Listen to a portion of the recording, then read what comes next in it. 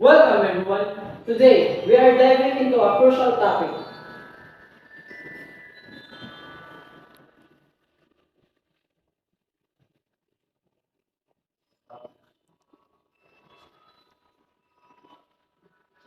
Fake news.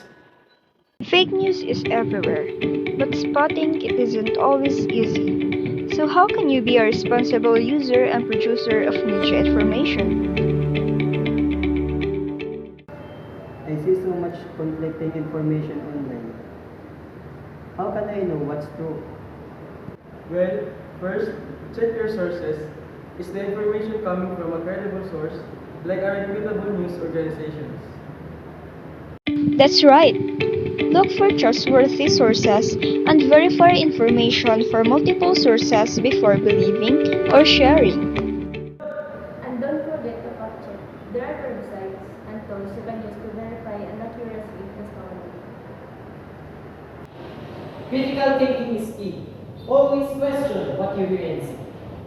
Information, make sure it is accurate and reliable. Don't contribute to spread fake news.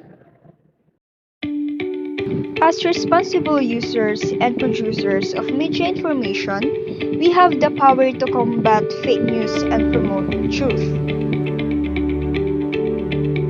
Yes. Goodbye and thank you, sir.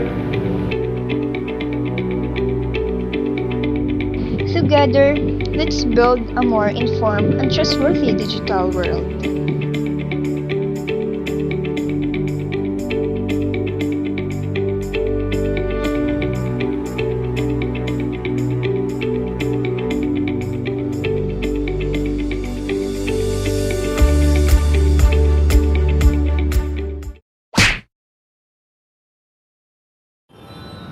Welcome everyone.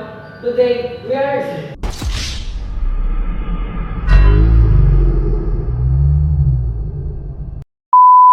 Go. I see. I see so much in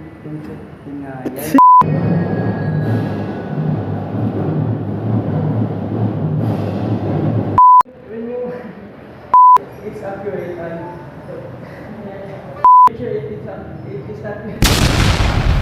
Eroy!